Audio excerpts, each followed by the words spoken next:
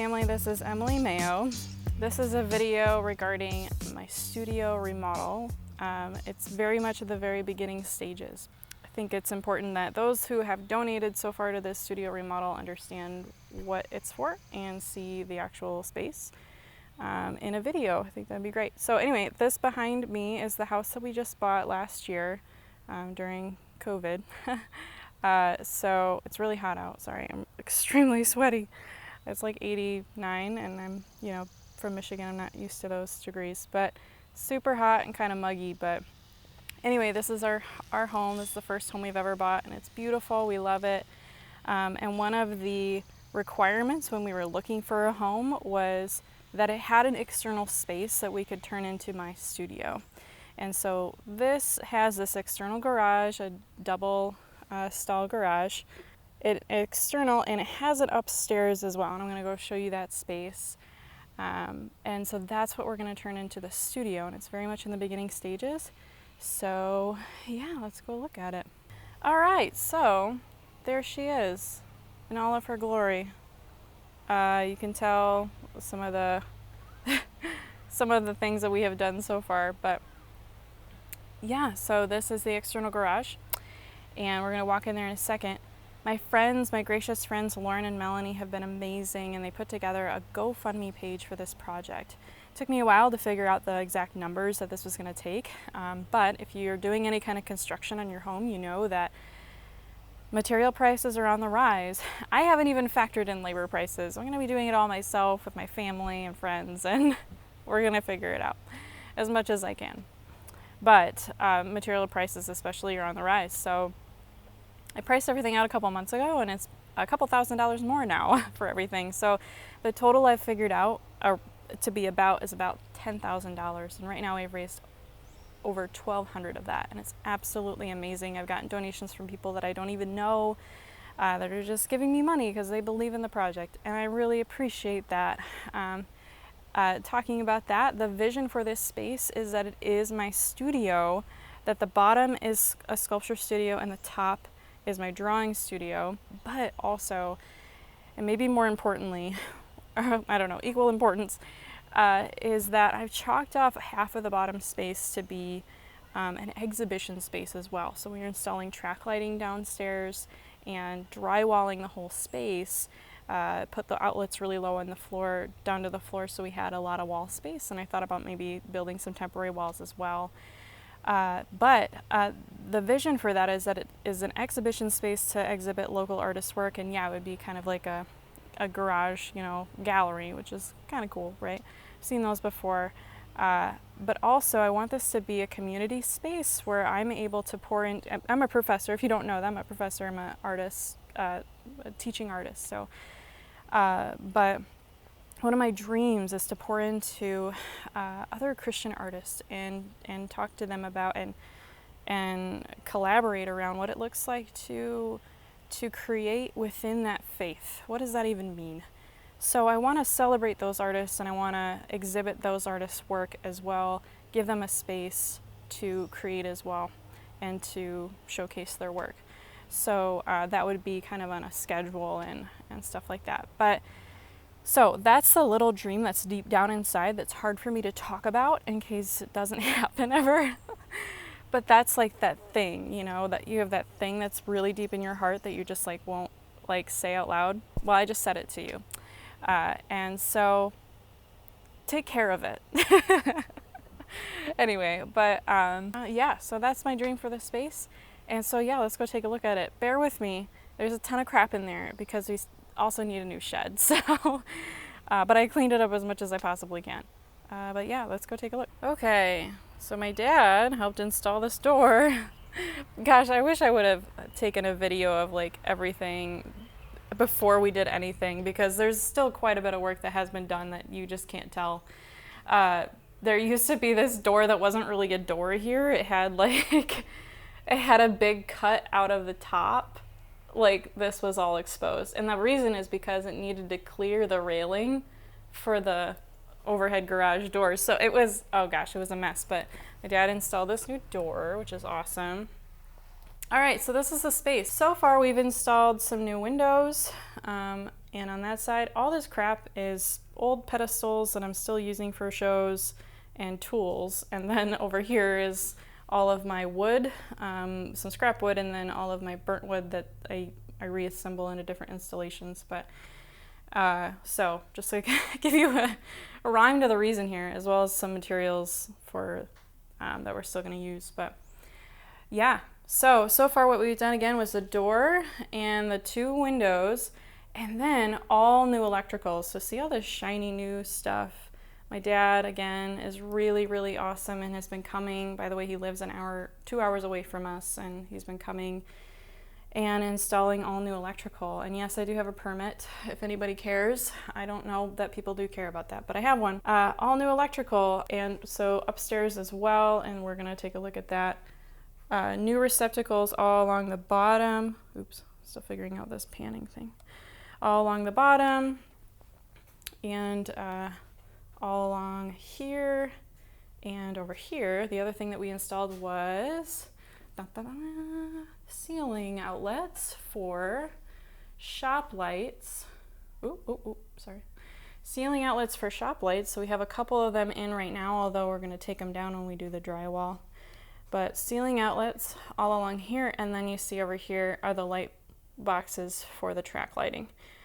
So the track lighting will go this way and then this way in like an L shape along this way. So that way the lights can be pivoted to the middle of the room and showcase some sculpture work as well as work on the walls. My dream is that I'll have the most awesome table saw here, right? And then this is gonna be like a chop saw area, again, sculpture studio, maybe some drill presses and stuff. So before I go to like what's going on next, because the next thing is that we have to take these out, I want to show you the upstairs. And so this isn't like a full, it's like a 1.5 story, right? So it's like I can stand up fully in the middle.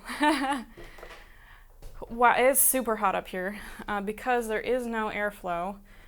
But we are putting in a new window here, and then I still have to get a window for the other side, buying everything from Restore, Habitat for Humanity. So, new electrical up here as well. So you see all the electrical coming in, from downstairs. So we have 2 outlets on either side of what will be the window, and then we're building a kick wall. We're going to build a kick wall on either side here, and then over here as well. And this will have an outlet in the middle of the wall, 2 on either side of the window that's gonna go over here. Okay, but what really needs to happen up here ASAP, because it's a safety hazard, is we need a new subfloor. Well, another subfloor on top of this. And you can see where there just isn't anything over here, so we have to fill that in. And also there's nothing over here, so we have to fill that in as well. But then we also just need another layer. I wish I could show you like what happens when you step on here. And watching my dad walk over these floors, his foot would go like, and you would see about a 1/2 inch under the other piece when he would step around. So it's like extremely dangerous, but we're doing okay. But yeah, if you've priced out like 1/2 inch plywood right now, it's absolutely insane. It's, it's the equivalent of signing over your firstborn. I mean, it's close. So anyway, but you gotta do what you gotta do. So that is what's next up here, is installing windows. I need to find a window over there and a new subfloor. And then ridge vent up here on the roof, actually, to finish this bats all the way to the top. But we are drywalling all the way up to the corner there, what do you call that? The peak? The peak. Okay, back downstairs. Sorry if I'm making you dizzy. Okay, so, and what is next down here is one of the main problems with regard to waterproofing are these doors. So if you can kind of see that there's some serious sealing issues, sealing as in like sealant around the doors, as well as the top here. Now the reason why I want to replace them entirely is because this is just way too low. Like the railing here is way too low. Especially if I want to make this an exhibition space and I want to be able to hang lights here. It just does not work. And everything's broken anyway. But so the plan is to take these overhead doors completely out. And what I want to build are what's called side hinge doors. So they're basically just big gates. Oh, girls are outside playing. They're gonna start talking to me. So basically what they are just big like gates. So they're the carriage style doors, right, that people make their they make a lot of their overhead doors look like this, where it's like they have the two handles in the middle and like fancy hinges. So this is going to look like that, except for it's actually going to operate like that as well. So yeah, so I'm building basically just two large gates that are very well sealed all the way around, and I have to problem solve around a lot of gapping issues still anyway. And so that way I can get rid of the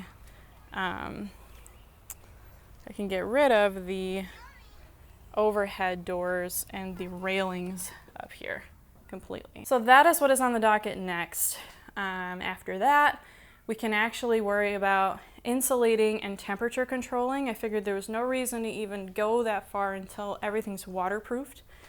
Oh, the other thing that we did that literally just got finished yesterday.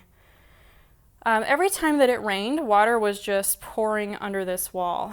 So our good friend, Johnny Dealman, husband of Lauren Dealman, who put together my GoFundMe page with Melanie. So super awesome, amazing people to say the very, very least.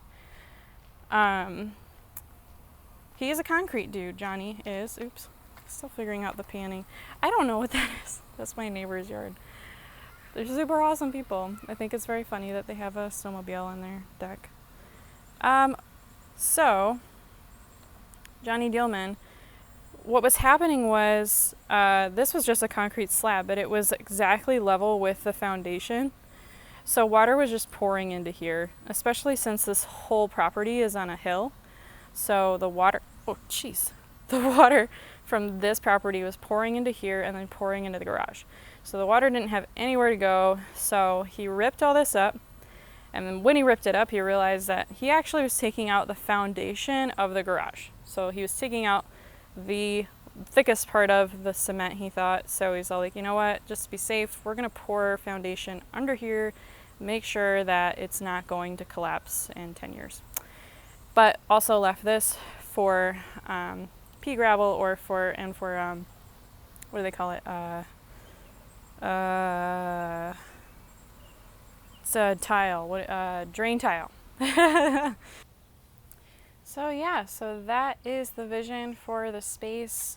I really appreciate you guys watching the whole video, and for those who have donated, just sincere thank you.